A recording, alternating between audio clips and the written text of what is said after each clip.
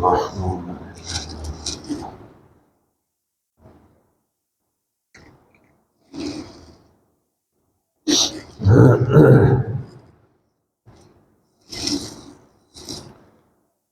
الحمد لله نحمده ونستعينه ونؤمن به ونتوكل عليه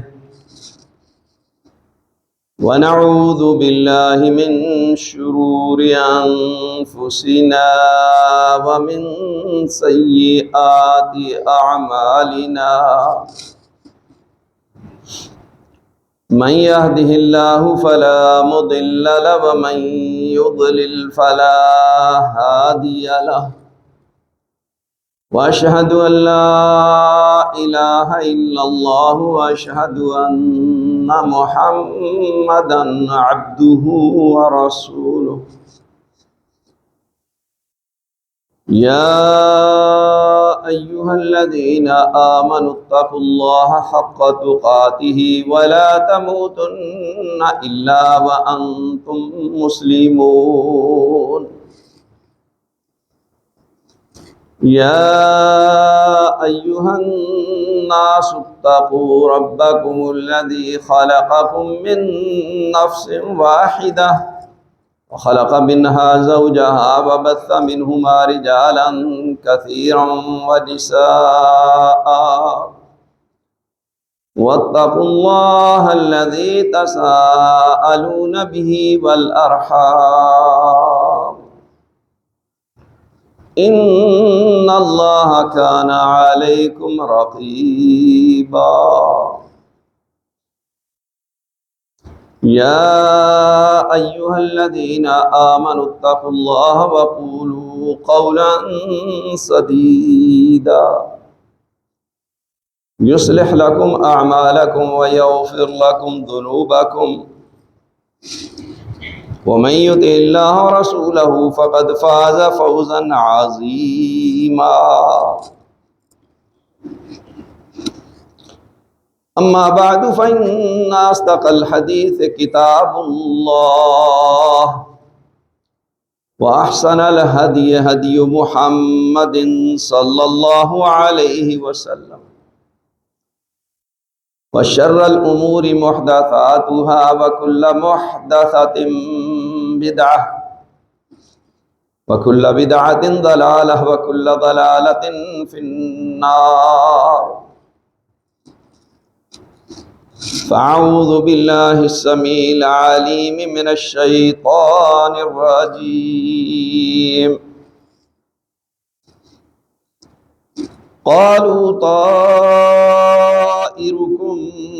معكم أئن ذكرتم بل أنتم قوم مسرفون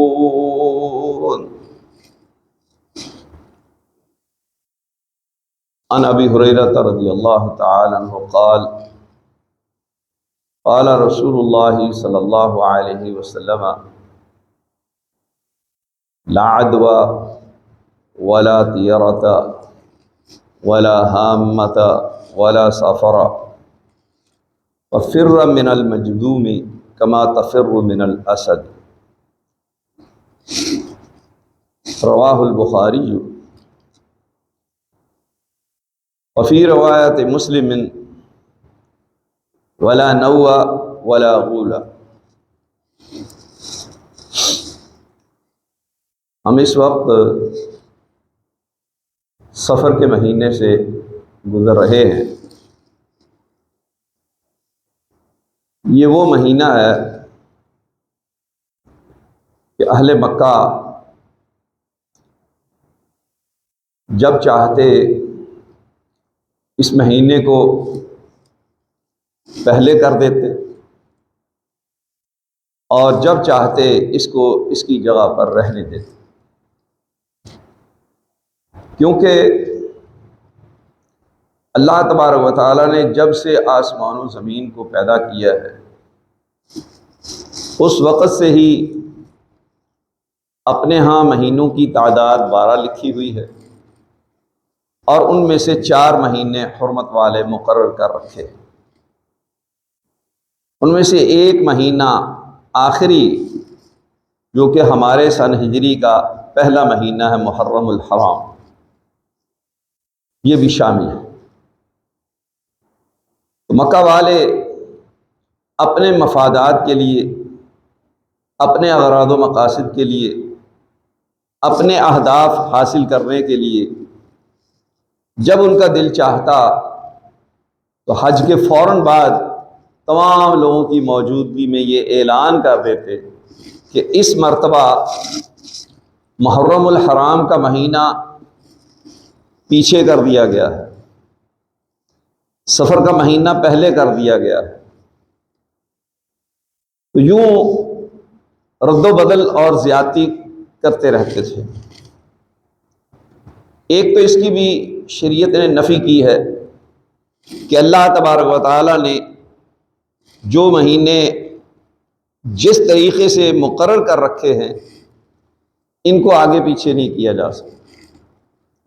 دوسرا، اس زیادتی کو، اس تبدیلی کو اللہ تبارک و تعالیٰ نے کفر قرار دیا۔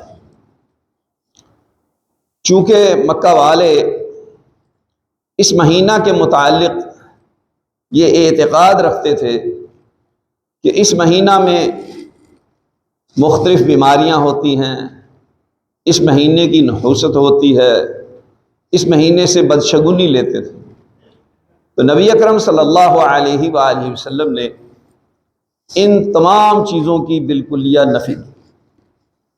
اور جب ہم تاریخ کا جائزہ لیتے ہیں یا اپنے ملک کا جائزہ لیتے ہیں تو ہمارے ہاں بھی یہ بات موجود ہے کہ ہندوانہ معاشرت کے اثرات ہیں، اور ہندوؤں کا یہ عقیدہ ہے کہ یہ سفر کا مہینہ، اس کو وہ 13 تیزیوں کا مہینہ قرار دیتے یا 13 تیزیوں کا۔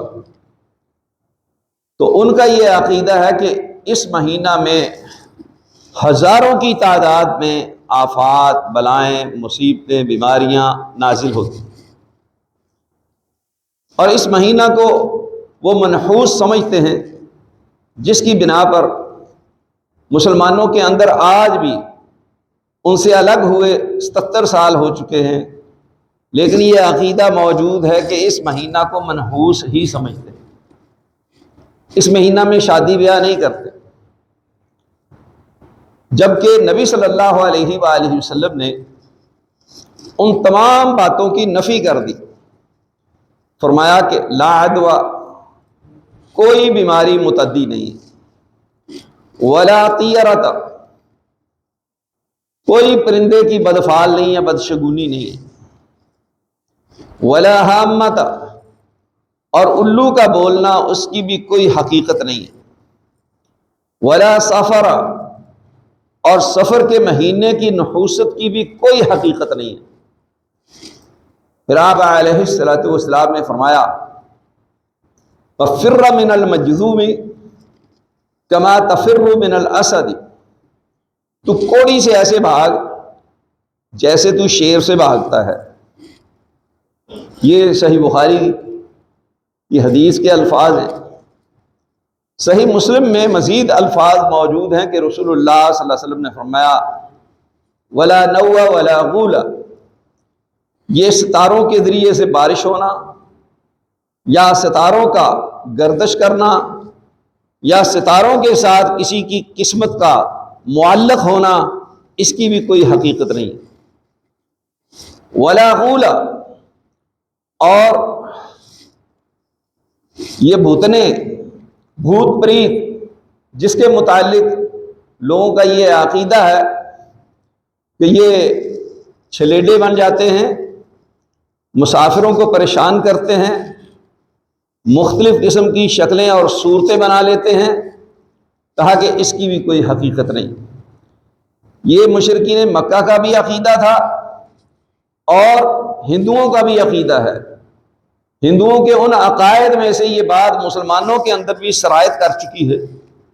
جب ہم چھوٹے ہوتے تھے تو ہم اپنے ماحول میں، محلہ میں، گھر میں ادھر ادھر یہ باتیں سنا کرتے تھے کہ جی فلاں راستے پر چھلیڈا ہے، وہ مسافروں کو مختلف شکلیں اختیار کر کے پریشان کرتا ہے، تو نبی صلی اللہ علیہ وآلہ وسلم نے ان تمام چیزوں کی نفی کر کے یہ بات سمجھا دی، بتا دی کہ ان کی کوئی حقیقت نہیں ہے۔ انسان کو حقیقت میں اللہ تبارک و تعالی پر توکل کرنا چاہیے، اس پہ بھروسہ رکھنا چاہیے، اور ان چیزوں کو نبی صلی اللہ علیہ وآلہ وسلم نے، جیسا کہ آگے احادیث آ رہی ہیں، شرک بھی قرار دیا۔ تو اس صحیح مسلم کی روایت میں مزید اضافہ کر کے آپ علیہ الصلوۃ والسلام نے ان چیزوں کی حقیقت حال کو واضح کیا۔ یہ بات بڑے زور و شور کے ساتھ 3 سال قبل 4 سال قبل ہوتی رہی کہ جی یہ کووڈ آ گیا، جی اس کووڈ کی وجہ سے لوگوں کو اتنا پریشان کیا گیا، اتنا جھوٹا پروپیگنڈا کیا گیا، اس قدر یہ دجالی میڈیا نے لوگوں کو خوفزدہ کیا، اور اہل یورپ نے اپنے اغراض و مقاصد حاصل کرنے کے لیے اس کووڈ اور کرونا کا جو ڈھونگ رچایا، اب یہ چیز دنیا والوں پر بالکل عیاں اور واضح ہو چکی ہے کہ یہ سب جھوٹ تھا، اس کی کوئی حقیقت نہیں تھی۔ اور اللہ کی توفیق کے ساتھ ہم اس وقت بھی یہ بات کہتے رہے کہ بھائی نبی صلی اللہ علیہ وآلہ وسلم کا یہ فرمان ہے کہ لا عدویٰ، کوئی بیماری متعدی نہیں، اور یہ عقل کی بات بھی ہے اور نقل کی بات بھی ہے۔ نقلاً تو آپ نے سن لی کہ رسول اللہ کا یہ فرمان، اور عقلی طور پر آپ دیکھیں کہ کتنے ایسے گھر ہیں جن میں کوئی نہ کوئی ایسے مریض موجود ہوتے ہیں جن کے متعلق سائنس یہ کہتی ہے، ڈاکٹر یہ کہتے ہیں کہ یہ بیماری متعدی ہے، لیکن وہ گھر والے اپنے گھر والے کو گھر سے باہر نہیں نکالتے، اس کا یوں بائیکاٹ نہیں کرتے جیسا کہ زبردستی کورونا کے دنوں میں بائیکاٹ کروایا گیا، جس طریقے سے لوگوں کو خوف و ہراس میں رکھا گیا، ان کے جنازے پڑھنے سے محروم رکھا گیا، ان کو غسل دینے سے محروم رکھا گیا، اور جو ٹوپی ڈرامہ کیا گیا وہ سب پر عیاں ہے۔ اگر ایسا ہو تو پھر ہر گھر میں وہ بیماریاں جو ہیں وہ داخل ہونی چاہیے، اور کوئی بھی اس بیماری سے محفوظ نہیں ہونا چاہیے۔ دوسری بات کہ ہاسپٹل تو پھر ان بیماریوں سے بھرے رہنے چاہیے، دوسرے بیمار لوگ جو اس متعدی بیماری میں مبتلا ہیں ان سے دوسروں کو یہ بیماری منتقل ہونی چاہیے، اور پورا عملہ جو ہے اس کی لپیٹ میں آنا چاہیے، لیکن ایسا نہیں ہے۔ بعض اوقات آزمائش اللہ کی طرف سے ایسی ہوتی ہے کہ لوگوں کا یقین اور ایمان بن جاتا ہے۔ ایک تو ڈاکٹر حضرات جنہوں نے 15-20 سال تک یہی چیز پڑھی ہے اور ان کے ذہن نشین ہو چکی ہے، اور ان کے دل و دماغ سے اس بات کو نہیں نکالا جا سکتا، جنہوں نے ایک طویل حصہ زندگی کا اس چیز کو پڑھ کے یاد کر کے ذہن نشین کر لیا کہ کبھی وہ اس بات سے اتفاق کر لیں کہ یہ بیماری متعدی نہیں ہے۔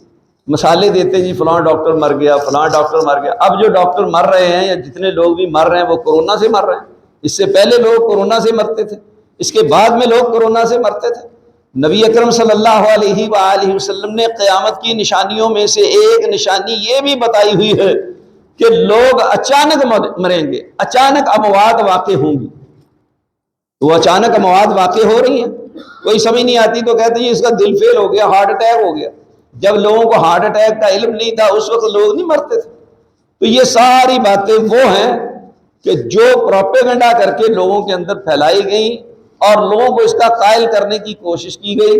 جو اس کے قائل نہیں تھے زبردستی ان کے اوپر اپنا یہ ایجنڈا مسلط کیا گیا، زبردستی مسجدوں میں صف بندی نہیں کرنے دی گئی، لوگوں کو مسجدوں میں آنے سے روکا گیا، تعداد مختص کر دی گئی۔ یہ ساری چیزیں آج آپ کے سامنے ایک کھلی حقیقت ہے، کھلی کتاب ہے کہ یہ سب جھوٹ تھا، بکواس تھی، اس کی کوئی حقیقت نہیں تھی۔ اور نبی اکرم صلی اللہ علیہ وآلہ وسلم کا یہ فرمان علی شان اس وقت بھی ہم بیان کرتے رہے، اور آج بھی ہم اس کو بیان کر رہے ہیں کہ نبی صلی اللہ علیہ وسلم نے فرمایا لا عدویٰ، کوئی بیماری متعدی نہیں۔ دوسری بات کہ ولا طیرۃ، کہ کسی چیز میں کوئی نحوست نہیں ہے، اس کی بھی نفی کر دی۔ یہ اہل مکہ کا طریقہ تھا، مشرکین کا، کہ وہ گھر سے نکلتے کسی کام کاج کے لیے، تو وہ دیکھتے کہ درخت کے اوپر پرندہ بیٹھا ہوا ہے تو اس کو پتھر مارتے، اگر وہ پرندہ دائیں طرف اڑ جاتا تو نیک فال لے لیتے، بائیں طرف اڑ جاتا تو بد فال لیتے، وہ کام ہی چھوڑ دیتے، اس کا ارادہ ہی ترک کر دیتے۔ رسول اللہ صلی اللہ علیہ وآلہ وسلم نے اس قسم کے عقیدہ اور نظریہ کے متعلق فرمایا کہ یہ شرک ہے۔ ایک روایت میں تو آپ صلی اللہ علیہ وآلہ وسلم نے، جیسا کہ ابن مسعود رضی اللہ تعالیٰ عنہ بیان فرماتے ہیں، سنن ابی داؤد میں روایت ہے کہ الطیرۃ شرک، الطیرۃ شرک وما منا الا ولکن اللہ یذہبہ بالتوکل، کہ یہ بدشگونی پرندے سے بدفال لینا شرک ہے، یہ بدشگونی پرندے سے بدفال لینا، کسی میں کوئی نحوست سمجھنا، یہ شرک ہے۔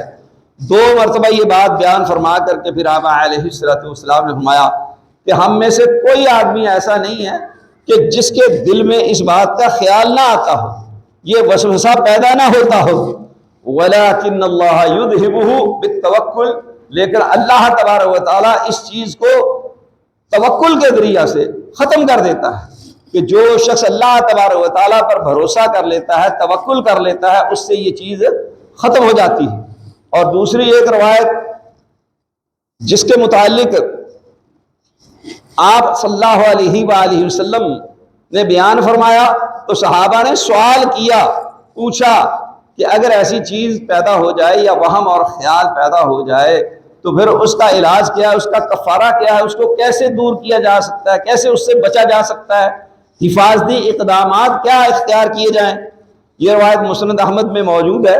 عبداللہ بن عمرو بن عاص رضی اللہ تعالیٰ عنہ اس کے راوی ہیں کہ آپ صلی اللہ علیہ وآلہ وسلم نے فرمایا من ردته الطیرۃ عن حاجتہ فقد اشرک، جس شخص کو بدشگونی، پرندے کی بدفال، نحوست کا عقیدہ اور ایسی بات ذہن میں آنے کی وجہ سے اس کام کرنے سے روک دے تو فرمایا فقد اشرک، اس نے شرک کیا۔ یہ شرکیہ امور ہیں، یہ شرکیہ افعال اور اعمال ہیں۔ قالوا، صحابہ کرام رضوان اللہ علیہ اجمعین نے آپ صلی اللہ علیہ وآلہ وسلم سے سوال کیا فما کفارۃ ذلک، کہ اللہ کے رسول صلی اللہ علیہ وسلم پھر یہ بتائیں کہ اس کا کفارہ کیا ہے۔ اگر کسی کے دل میں یہ خیال آ جائے، یہ بدشگونی آ جائے، نحوست کا عقیدہ آ جائے، اس چیز سے وہ متاثر ہو جائے تو پھر اس کا کیا کفارہ ہے؟ تو رسول اللہ صلی اللہ علیہ وآلہ وسلم نے فرمایا ان تقول، کہ تو یہ بات کہہ، یہ کلمات کہہ، یہ اس غلط شرکیہ کفریہ عقیدہ کا کفارہ ہے کہ اللہم لا خیر الا خیر، اللہ کسی چیز میں کوئی بھلائی نہیں ہے مگر تیری ہی بھلائی ہے، تیری ہی خیر ہے جو تو عطا کرتا ہے۔ ولا طیر الا طیرک، پرند چرند میں کوئی چیز نہیں ہے، وہ تیرے ہی پرند چرند ہیں۔ ولا الہ غیرک، اور تیرے سوا کوئی معبود برحق نہیں ہے۔ یہاں پر الہ کا معنی صرف معبود برحق ہی نہیں ہے، یہاں کہ مشکل کشا، حاجت روا، بگڑی بنانے والا، غوث، دستگیر، تمام حاجات اور ضروریات کو پورا کرنے والا، گنج بخش، یہ پوری دنیا کا نظام چلانے والا، اور وہ اکیلا ہی ہمہ قسم کی حاجات اور ضروریات کو پورا کرنے والا ہے، ہمہ قسم کے شر، مصیبت، تکلیف اور پریشانی سے لوگوں کو نجات دینے والا ہے اور لوگوں کو بھلائیاں عطا کرنے والا ہے۔ ولا الہ غیرک، کہ تیرے سوا کوئی مشکل کشا نہیں، کوئی حاجت روا نہیں، کوئی بگڑی بنانے والا نہیں، کوئی کام آنے والا نہیں ہے، کوئی کشتیاں پار لگانے والا نہیں ہے، کوئی ان بیماریوں سے بچانے والا اور ان بیماریوں سے نجات دینے والا نہیں ہے۔ یہ کفارہ رسول اللہ صلی اللہ علیہ وآلہ وسلم نے بتایا۔ ہماری تو بدقسمتی یہ ہے کہ ہمیں تو دعائیں، چھوٹی چھوٹی دعائیں یاد نہیں ہیں، اور اس سے بھی بڑی بدقسمتی کی بات یہ ہے، ہمارے والدین فوت ہو گئے، ہمارے بہن بھائی فوت ہو گئے، بیوی بچے فوت ہوئے، عزیز و اقارب فوت ہوئے، رشتہ دار فوت ہوئے، قریبی عزیز دوست احباب فوت ہوئے، ہم نے ان کی نماز جنازہ پڑھی لیکن دعا نہیں کی۔ اگر مولوی صاحب اونچی دعا کرتے ہیں تو آمین پہ گزارا کر لیا، اگر اونچی دعا نہیں ہوتی ہے تو پھر ہم سمم بکمن ہو کر کے پیچھے ہی کھڑے ہو کر کے چپ چاپ سلام پھیر کر کے گھر چلے آتے ہیں۔ آپ بتائیں کہ کس کے ساتھ یہ دھوکا ہو رہا ہے، کس کے ساتھ یہ ظلم اور زیادتی ہو رہی ہے؟ اپنے ساتھ، اپنے ان عزیز و اقارب کے ساتھ۔ یہ ہماری بدقسمتی کی بات ہے۔ دعائیں یاد نہیں ہے، بیت الخلاء میں جانے اور نکلنے کی دعا یاد نہیں، پھر پوچھتے ہیں جی کہ جنات تنگ کرتے ہیں جی، اسیب کا سایہ ہو گیا۔ بھائی جو دعائیں سکھائی تھیں ان چیزوں سے بچنے کے لیے اللہ کے رسول نے، وہ تو ہم نے یاد ہی نہیں، تو پھر یہی کچھ ہوگا۔ تو بہرحال نبی صلی اللہ علیہ وآلہ وسلم نے کفارہ بتایا، یہ مختصر سی دعا ہے، چھوٹی سی دعا ہے، اس کو ہر شخص 5 منٹ زیادہ سے زیادہ ٹائم میں دہرا کر کے یاد کر سکتا ہے۔ اس کے لیے کوئی ہفتے مہینے عشرے نہیں چاہیے، 5 منٹ میں یہ دعا یاد ہو سکتی ہے۔ آپ دیکھ لیں گے 5 منٹ میں جتنی مرتبہ آپ دہرا لیں گے یہ آپ کی زبان پر جاری ہو جائے گی، بآسانی یاد ہو جائے گی۔ تو ان چیزوں کو یاد کرنا چاہیے، سیکھنا چاہیے۔ پھر رسول اللہ صلی اللہ علیہ وآلہ وسلم نے لوگوں کے عقائد اور نظریات، ان کے ایمان کو بچانے کے لیے موقع بموقع جو کچھ احکامات جاری کیے، اس سے یہ بات معلوم ہوتی ہے کہ لوگوں کا ایمان بچانا کس قدر اہم اور ضروری ہے۔ سنن ابی داؤد میں حدیث ہے، انس رضی اللہ تعالی عنہ راوی ہیں، فرماتے ہیں کہ آپ صلی اللہ علیہ وسلم کے پاس ایک شخص آیا، اس نے آ کر کے کہا اللہ کے رسول صلی اللہ علیہ وسلم پہلے ہم ایک گھر میں رہتے تھے، وہاں ہم بڑے کشادہ حال تھے، خوشحال تھے، ہمارے معاملات بہت اچھے تھے۔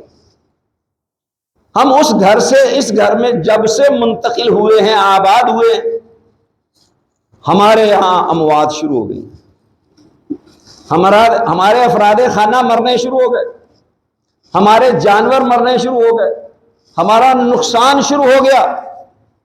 آپ صلی اللہ علیہ وآلہ وسلم نے سن کر کے فرمایا ذروہا ذمیمۃ، کہ اس گھر کو چھوڑ دو، اس میں رہائش نہ رکھو، اس کی مذمت کی گئی ہے، اس سے آپ کو یہ تکالیف پہنچی ہیں، اس کو چھوڑ دو۔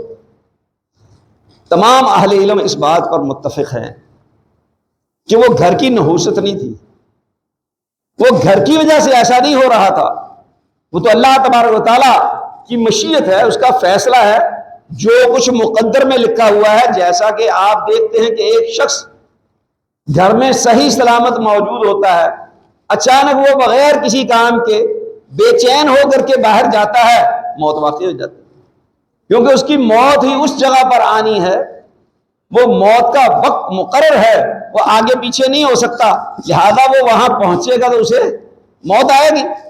تو ان کی موت کا وقت مقرر تھا، ان کو یہ تکالیف آنی تھی، اب ان کا ذہن یہ بن گیا کہ اس گھر میں آنے کی وجہ سے ہمیں یہ تکالیف پہنچی، یہ پریشانیاں ہوئیں، اموات واقع ہوئی، ہمارا نقصان ہوا۔ تو آپ علیہ الصلوۃ والسلام نے ان کا عقیدہ بچانے کے لیے، ان کا ایمان بچانے کے لیے کہا کہ اس کو چھوڑ دو، اس گھر میں نہ رہو، کیونکہ جب تک رہیں گے یہ چیز ان کے ذہن پر سوار رہے گی کہ اس گھر میں نحوست موجود ہے، اس گھر میں آنے کی وجہ سے ایسا ہوا، تو جب یہاں سے نکلیں گے یہ چیز ان کے دل و دماغ سے نکل جائے گی، اور ایمان بچانا مقصود ہے۔ آپ دیکھ لو کہ جان بچانی ہے یا ایمان بچانا ہے، بات ایمان کی ہے۔ قرآن پڑھ کے دیکھ لو، احادیث پڑھ کر کے دیکھ لو، علم حاصل کرو، جانچو پرکھو، آپ کو یہ بات معلوم ہوگی کہ جان پر ایمان کو فوقیت حاصل ہے، تقدیم ہے، اس کو مقدم کیا گیا ہے۔ جان بعد میں ہے، ایمان پہلے ہے، ہم نے جان پہلے رکھی ہے اور ایمان بعد میں رکھا، نتیجہ کیا ہوا؟ جان بھی نہیں بچی اور ایمان بھی ضائع کر لیا۔ یہ انتہا درجے کی بدقسمتی ہے۔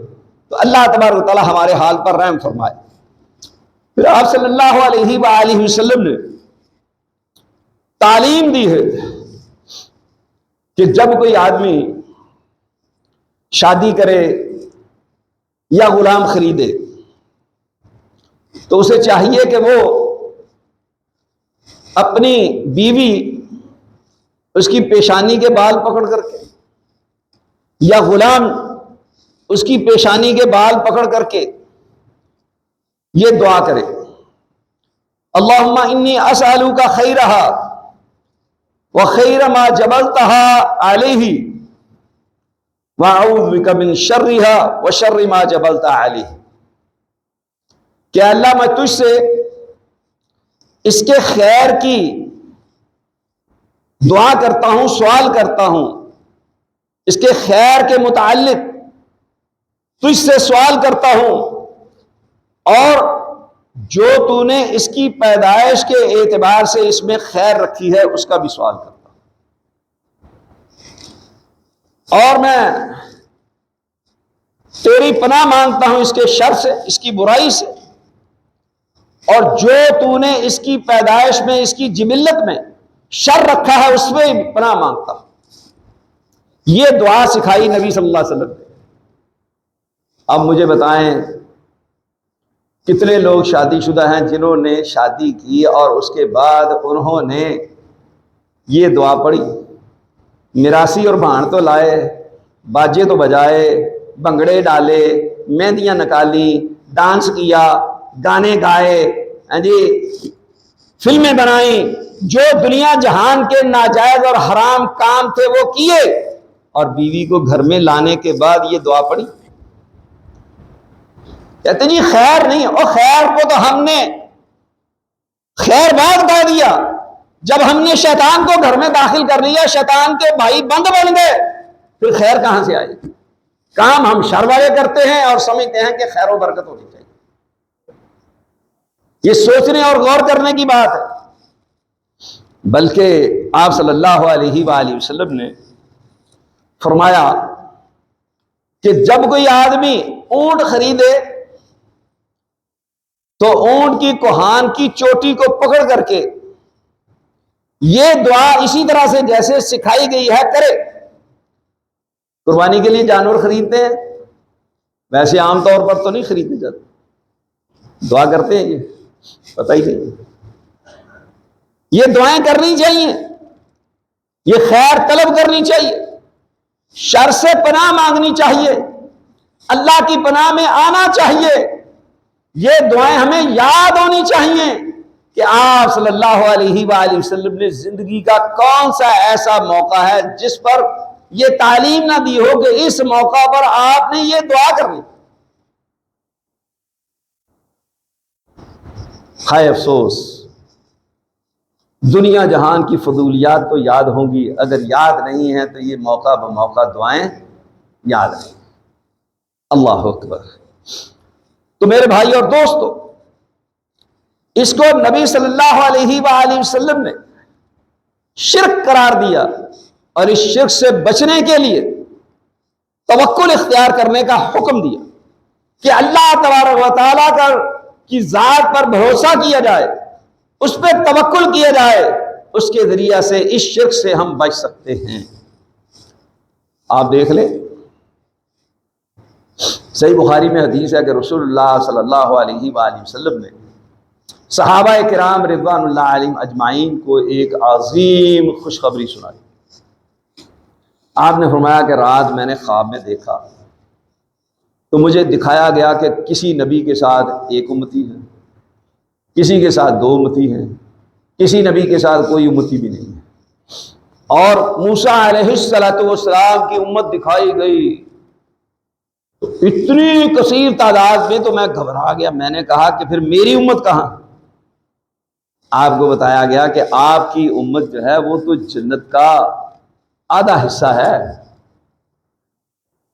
پھر آپ کو خوشی ہوئی تو اللہ تبارک و تعالیٰ نے یہ بات آپ کو بتائی اور کہی کہ آپ کی امت میں سے 70,000 افراد بغیر حساب کتاب کے جنت میں جائیں.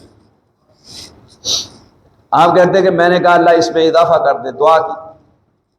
تو اللہ تبارک و تعالی نے کہا کہ ان میں سے ہر 1,000 کے ساتھ مزید 70,000 افراد بغیر حساب کے جنت میں جائیں. یہ تو صحیح بخاری کی روایت. مسند احمد کی ایک روایت میں کہ ہر ایک کے ساتھ 70,000 بغیر حساب کے جنت میں جائیں گے. شیخ البانی نے اس روایت کو صحیح کہا، لیکن صحیح بات یہ ہے کہ وہ روایت ضعیف ہے، وہ ثابت نہیں ہے رسول اللہ صلی اللہ علیہ وسلم. لہذا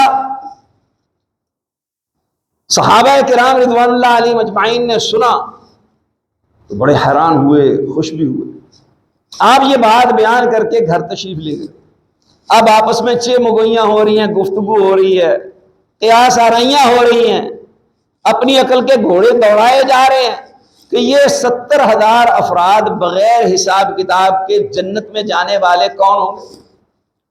کسی نے کہا کہ یہ وہ خوش نصیب ہوں گے جو اسلام میں ہی پیدا ہوئے، جنہوں نے زمانہ جاہلیت دیکھا ہی نہیں ہے، کفر شرک انہوں نے دیکھا ہی نہیں ہے، اس ماحول کو دیکھا ہی نہیں ہے، اس سے یہ محفوظ ہیں. کسی نے کہا کہ جو سب سے پہلے اسلام لانے والے، کسی نے کہا کہ جنہوں نے بہت زیادہ تکالیف برداشت کی. یہ مختلف قسم کی باتیں ہو رہی ہیں.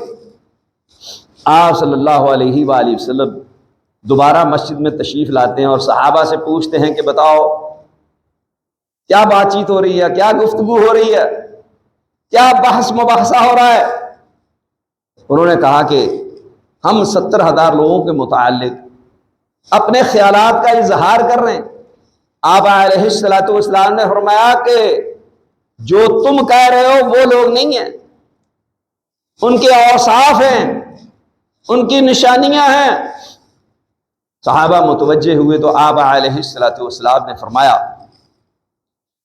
کہ ان کی 4 نشانیاں ہیں، 4 وصف ہیں ان کے اندر. وَهُمْ لَا يَتَطَيَّرُونَ. پہلا وصف ان کا یہ ہے کہ یہ کسی چیز سے بدشگونی نہیں لیں گے، کسی چیز میں نحوست نہیں سمجھیں گے. یہ ان کا عقیدہ ہو، یہ شرکیہ عقیدہ سے محفوظ ہوں گے. وَلَا يَسْتَرْقُونَ. اور یہ دم نہیں کروائیں گے. دم کروانا جائز ہے، دوائی لینا، علاج کروانا جائز ہے. یہ کیوں کہا کہ وہ دم نہیں کروائیں گے؟ آپ دیکھیں کہ آپ کسی صحیح العقیدہ آدمی سے بھی دم کروانے کے لیے جائیں گے تو آپ کے دل میں یہ خیال پیدا ہوگا کہ بس جی وہ پھونک مارے گا تو ٹھیک ہو جائے گا. کسی ڈاکٹر کے پاس دوائی لینے جاتے ہیں تو یہ عقیدہ نہیں ہوتا کہ ڈاکٹر ٹیکا لگایا تو بالکل ٹھیک ہو گئے، گھوڑے کی طرح گھر آ جاؤں گا. یہ عقیدہ نہیں ہوتا. دم کروانے والے کے متعلق غیر شعوری طور پر یہ چیز پیدا ہوتی ہے. اور پھر آج جو کچھ ہم دیکھ رہے ہیں، سوشل میڈیا کا دور ہے، لوگ ننگے ہو رہے ہیں، جھوٹ بھی بہت چل رہا ہے، پھیل رہا ہے، اور حقیقت حال بھی لوگوں کے سامنے آ رہی ہے. بڑے بڑے مولوی قبے جبے والے، علامہ فہامہ، بڑے مشہور لوگ، وہ کیا کرتے ہیں؟ دمشم کرتے ہیں، جن شن نکالتے ہیں، تعویذ گنڈا کرتے ہیں. میں نے اپنی زندگی میں 45 سال ہو چکے ہیں اس فیلڈ میں، آج تک 2 آدمی دیکھے، اہل حدیثوں کی بات کر رہا ہوں، دوسروں کی نہیں. اہل حدیثوں میں 2 آدمی دیکھے ہیں جو بغیر جنات کی مدد لیے دم کرتے ہیں، جنات نکالتے ہیں. وگرنہ جتنے بھی لوگوں کو میں نے دیکھا وہ سب کے سب جنات سے مدد لیتے ہیں. آپ بتائیں کہ جو جنات سے مدد لیں گے وہ کیا کریں گے؟ ان کی باتیں مانیں گے؟ وہ آپ سے شرک کروائیں گے، غیر شعوری طور ایسے کام کروائیں گے. یہ کالے بکرے چکرے، یہ مرغے شرگے لینا دینا، یہ سب شرک ہے، یہ شرکیہ کام ہے. یہ تعویذات کی فیکٹریاں لگانے والے، دھندے کرنے والے، یہ دم درود کے دھندے کرنے والے، باقاعدہ دکانداریاں کرنے والے، یہ سب فراڈیے ہیں، جیسا کہ میں عرض کر رہا ہوں۔ دو بندوں کو میں نے دیکھا، ایک تیسرا آدمی، اس کے متعلق مجھے کچھ معلوم نہیں تھا، شہرت اس کی پورے پاکستان میں عروج پر، بڑا اس کا نام ہے، آپ نے بھی سنا ہوگا، اقبال سلفی صاحب پنڈی والے۔ میری نہ ان سے ملاقات تھی، نہ ان کے متعلق مجھے کچھ معلومات تھی، لیکن جو باتیں میرے سامنے آتی تھی، میرا وجدان یہ کہتا تھا کہ یہ شخص بھی جنات سے مدد لیتا ہوگا۔ وہ میری بات الحمدللہ سچ ثابت ہوئی۔ جب میں نے ان کا ویڈیو ریکارڈ بیان سنا، انہوں نے اس بات کا اعتراف کیا ہے، اقبال جرم کیا، کہا کہ میں بھی جنات سے مدد لیتا ہوں، لیکن اب میں نے توبہ کر لی۔ خود انہوں نے اس بات کا اقرار اور اعتراف کی۔ تو یہ جتنے بھی کام دھندے کرنے والے ہیں، یہ اپنے عقائد اور نظریات بھی خراب کرتے ہیں، نہ ہینگ لگے نہ پھٹکڑی، تعویذ دو، دم کرو، پھونک مارو، سبز باغ دکھاؤ، پیسے بھی لے لو، دھندا بھی چلا لو، دکانداری بھی چلتی، سب سے زیادہ اس میں مبتلا عورتیں ہوتی ہیں۔ یہ رسول اللہ صلی اللہ علیہ وسلم کی پیشین گوئی بھی ہے کہ عورتوں کا فتنہ، اس کی وجہ سے یہ ساری خرابیاں پیدا ہوتی ہیں۔ ایک اپنا مشاہدہ اور واقعہ جس میں موجود، ڈاکٹر عبداللہ خالد صاحب رحمہ اللہ، ان کے پاس ہم ایک مریض لے کے گئے ہاسپٹل میں چیک کروانے کے لیے۔ ڈاکٹر صاحب سٹاف کی میٹنگ میں مصروف تھے، ہمیں کوئی وہاں پونا گھنٹہ صرف ہو گیا۔ عورتیں بیٹھی ہیں، ایک عورت وہ بتا رہی سب کو کہ جی ہوتے بابا جی ہے، وہ جی دم کرتے ہیں ٹھیک ہو جاتے ہیں۔ لو جی، ایک عورت پوچھ رہی مجھے بتائیں جی وہ کہاں ہے بابا جی؟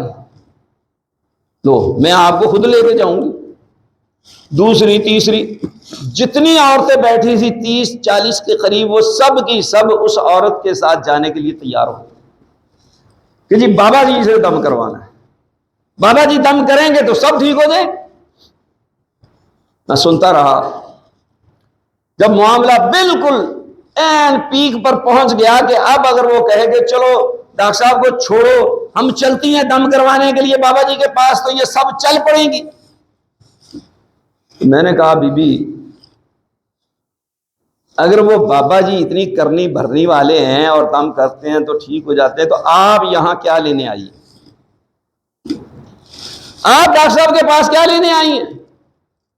گھنٹہ ہو گیا آپ انتظار کر رہی ہیں، ڈاکٹر صاحب بیبیوں کو تعلیم دے رہی ہیں، تبلیغ کر رہی ہیں، قائل کر رہی ہیں، ان کو بتا رہی ہیں کہ وہ بابا جی دم کرتے ہیں تو ٹھیک ہو جاتے ہیں، آپ بتاتے خود یہاں بیٹھی ہیں۔ بس پھر کیا تھا؟ آپ کو معلوم ہے کہ یہ کمزور عقیدے والے لوگوں کی حالت زار کیا ہوتی ہے؟ جدھر کی بات سنی ادھر چل پڑے۔ جب میں نے یہ بات کہی تو سب بیبیاں اس کے گلے آ گئی، اس کو کہتی ہاں ہاں یہ بتا کہ تو پھر یہاں کیا لینے آئی ہے۔ اب اسے جان چھڑانی مشکل ہوگی، سب اس کے گلے پڑ گئی۔ میں نے کہا اس سے پوچھو کہ یہ بتاتے خود یہاں کیا کرنے آئی ہے، کس مقصد کے لیے آئی ہے؟ آپ کو تبلیغ کر رہی ہے کہ بابا جی دم کرتے ہیں تو ٹھیک ہو جاتے ہیں۔ اب اس کی حالت ظاہر یہ کہ وہ وہاں سے نکل کے بھاگی نہیں، لیکن جب تک بیٹھی رہی اس وقت تک اس نے سر بھی اوپر نہیں اٹھایا۔ یہ تو ہماری حالت ظاہر ہے، ہم ہر سنی سنائی بات کے پیچھے چل پڑتے۔ تو یہ دم شم خود کیا کرو، اللہ کے رسول نے بتا دیا ہے، آپ اپنی ذات کے ساتھ جتنے مخلص ہو سکتے ہیں، کوئی دنیا کا آدمی آپ کی ذات کے ساتھ اتنا مخلص نہیں ہو سکتا۔ آپ اپنے بچوں کو خود دم کیا کرو۔ رسول اللہ صلی اللہ علیہ وسلم نے صبح و شام کے وظائف بتائے، صبح و شام آپ صلی اللہ علیہ وآلہ وسلم جو وظائف کرتے تھے، سورتیں پڑھتے تھے، اور رات کو سوتے وقت آپ صلی اللہ علیہ وآلہ وسلم آخری تینوں کل پڑھ کر کے 3 مرتبہ اپنے ہاتھوں پر پھونک مار کر کے اپنے پورے جسم پر پھیرتے تھے. آپ کو ضرورت تھی تو ہمیں ضرورت نہیں ہے. آپ اگر ایسا کرتے تھے تو ہم ایسا کیوں نہیں کرتے؟ اگر آپ علیہ الصلوۃ والسلام اللہ کی پناہ میں آتے ہیں تو ہم اللہ کی پناہ میں کیوں نہیں آتے؟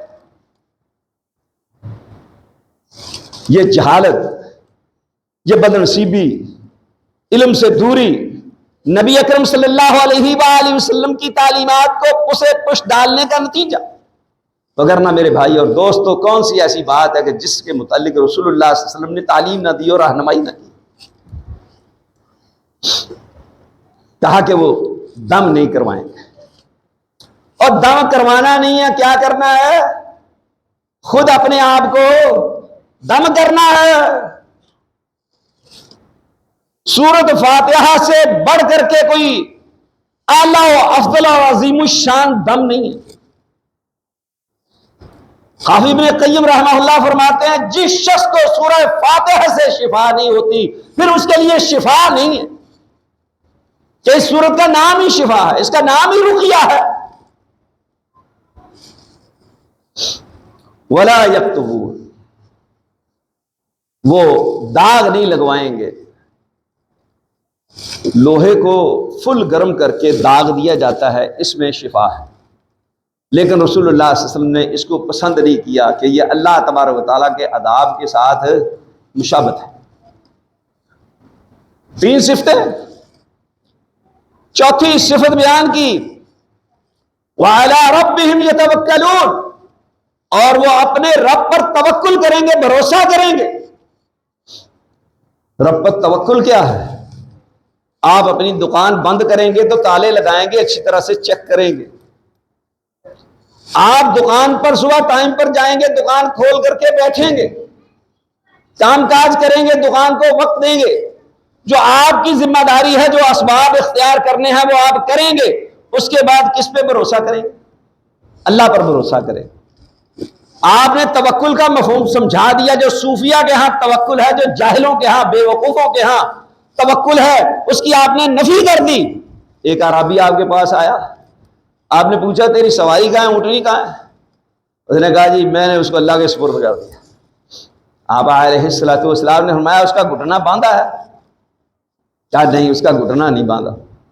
آپ علیہ الصلوۃ والسلام نے فرمایا اخلها وتوکل علی اللہ، اس کا گھٹنا باندھ اور اس کے بعد اسے اللہ کے سپرد کر، پھر اللہ پہ توکل کر. یعنی تم نے جو اسباب ہیں وہ اختیار کرنے ہیں، تدبیر کرنی ہے، اسے بروئے کار لانا ہے، اس کے بعد معاملہ اللہ پہ چھوڑ دینا ہے. یہ توکل ہے. اور یہ صفات بتائیں کہ جس میں یہ 4 صفتیں ہوں گی وہ بغیر حساب کتاب کے جنت میں جائیں گے. عکاشہ بن محصن کھڑے ہوئے، اس نے کہا اللہ کے رسول صلی اللہ علیہ وسلم میرے لیے دعا کر دیں کہ اللہ تبارک و تعالیٰ مجھے ان 70,000 افراد میں شامل فرما دے. اور میں تو ان میں سے. دوسرا ایک شخص کھڑا ہوا، اس نے کہا میرے لیے بھی دعا کر دے. آپ نے فرمایا سابقہ بہا عکاشہ، عکاشہ تجھ پہ سبقت لے گیا. یہ کون شخص تھا؟ بعض لوگوں نے لا علمی کی بنیاد پر کہہ دیا کہ یہ منافق تھا، نعوذ باللہ. یہ وہ عظیم الشان صحابی ہیں جو کہ اپنی قوم کے سردار تھے اور ان کی اسلام کے لیے بہت زیادہ خدمات ہیں. یہ سعد بن عبادہ رضی اللہ تعالی عنہ، جیسا کہ خطیب بغدادی نے اسماء مبہمہ پر جو کتاب لکھی ہے اس میں ان کا نام ذکر کیا. نووی نے اس کی تلخیص کیا اشارات کے نام سے، انہوں نے بھی یہ نام ذکر کیا ہے. ابن بشکوال نے جو اسماء مبہمہ پر کتاب لکھی اس میں بھی ان کا نام ذکر کیا ہے کہ یہ کہنے والے سعد بن عبادہ رضی اللہ تعالیٰ عنہ تھے. تو آپ نے فرمایا کہ عکاشہ تم پہ سبقت لے گیا. مقصد یہ تھا کہ اب یہ دعا کروانے کی ضرورت نہیں، بلکہ کیا کرنا چاہیے؟ اپنے اندر یہ اوصاف پیدا کرنے چاہیے. یہ اعمال جو بتائے ہیں ان کو اختیار کرنا چاہیے، تو بغیر حساب کے جنت میں داخل ہوں گے. تو یہ توکل، یہ تو زندگی میں ہر موقع پر ہر معاملہ میں مطلوب ہے. ابراہیم علیہ السلام آگ میں پھینکا گیا تو کیا کہا انہوں نے؟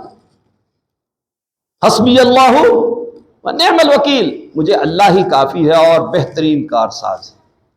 صحابہ کو جب دھمکیاں دی گئیں کہ غزوہ احد کے بعد دوبارہ مشرکین مکہ فوج کشی کرنے کے لیے آ رہے ہیں، جنگ لڑنے کے لیے آ رہے ہیں، تو صحابہ کو بتایا گیا تو انہوں نے کہا حسبنا اللہ و نعم الوکیل، ہمیں اللہ ہی کافی ہے اور بہت اچھا کارساز ہے۔ سنن داؤد میں حدیث ہے ابو درداء رضی اللہ تعالی عنہ سے کہ آپ علیہ السلام نے فرمایا جس شخص نے صبح اور شام من قال اذا اصبح واذا امسى حسبی اللہ لا الہ الا هو علیہ توکلت وهو رب العرش الکریم 7 مرات کفاہ اللہ ما اہمہ، کہ جس نے 7 مرتبہ صبح اور 7 مرتبہ شام کو یہ دعا پڑھ لی، حسبی اللہ لا الہ الا هو علیہ توکلت وهو رب العرش الکریم، تو فرمایا کہ اللہ تبارک و تعالیٰ اسے کافی ہو جائے گا، جو اس کے غم پریشانیاں معاملات ہیں، جو امور ہیں، جو اس کی حاجات اور ضروریات ہیں، اللہ تبارک و تعالیٰ وہ سب پوری کر دے۔ اور نبی اکرم صلی اللہ علیہ وآلہ وسلم کو اللہ تبارک و تعالیٰ نے حکم دیا فَإِذَا عَزَمْتَ فَتَوَكَّلَ اللَّهُ إِنَّ اللَّهَ يُحِبُّ الْمُتَوَكِّلِينَ، جب آپ کسی کام کے کرنے کا پختہ ارادہ کر لیں تو پھر آپ اللہ تبارک و تعالیٰ پہ توکل کریں، اس پہ بھروسہ کریں۔ یقیناً اللہ تبارک و تعالیٰ توکل کرنے والوں کو محبوب رکھتا ہے، ان سے پیار کرتا ہے اللہ تبارک و تعالیٰ۔ اور ایک مقام پر خبر دی وَمَن يَتَوَكَّلْ عَلَى اللَّهِ فَهُوَ حَسْبُهُ، جو شخص اللہ تبارک و تعالیٰ پر توکل کرے گا تو اللہ اکیلا ہی اسے کافی ہو جائے گا۔ اور ایک مقام پر فرمایا وَتَوَكَّلْ عَلَى اللَّهِ، اللہ پر توکل کریں، وَكَفَى بِاللَّهِ وَكِيلًا، اور اللہ تبارک و تعالیٰ ہی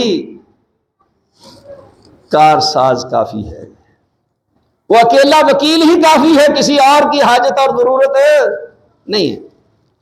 اور ایک مقام پر فرمایا یہ مقام انتہائی قابل غور ہے، جو لوگ مردوں کو پکارتے ہیں، زندوں کو پکارتے ہیں، انسانوں کو پکارتے ہیں، فرشتوں کو پکارتے ہیں، انبیاء کو پکارتے ہیں، صلحاء اتقیاء کو پکارتے ہیں، اولیاء کو پکارتے ہیں، وہ غور کریں کہ اللہ تبارک و تعالیٰ نبی صلی اللہ علیہ وآلہ وسلم کو یہ حکم دے کر کے ہمیں کیا بات سمجھانا چاہ رہا ہے۔ فرمایا وَتَوَكَّلْ عَلَى الْحَيِّ الَّذِي لَا يَمُوتُ، آپ اس ذات پر توکل کریں جسے موت نہیں آئے گی، جسے موت آئے گی اس پہ توکل نہیں ہو سکتا۔ انبیاء کو موت آئی، نیکوکاروں کو موت آئی، اہل بیت کو موت آئی، جن کو لوگ مشکل کشا حاجت روا کہتے، بگڑی بنانے والا، داتا، گنج بخش، غوث، دستگیر، غریب نواز، جو القاب دیے ہوئے ہیں، وہ سب فوت ہوئے یا نہیں ہوئے؟ ان کو موت آئی یا نہیں آئی؟ تو کہا کہ وَتَوَكَّلْ عَلَى الْحَيِّ الَّذِي لَا يَمُوتُ، اس ذات پر توکل کریں، بھروسہ کریں جسے موت نہیں آئے گی۔ تو یہ مقصود ہے میرے بھائی اور دوستو، جب اس ذات پر توکل کریں گے تو پھر یہ چیزیں ہمیں کسی قسم کا نقصان نہیں دے سکتی اور ہمارے عزائم کو کمزور نہیں کر سکتی۔ اللہ تبارک و تعالیٰ مجھے اور آپ کو عمل کی توفیق عطا فرمائے، اور یہ جو عقائد شرکیہ کفریہ لوگوں کے اندر پھیلے ہوئے ہیں، اللہ تبارک و تعالیٰ ان کو دور فرمائے اور ہمیں اپنی اصلاح کرنے کی توفیق دے۔ وآخر دعوانا الحمدللہ۔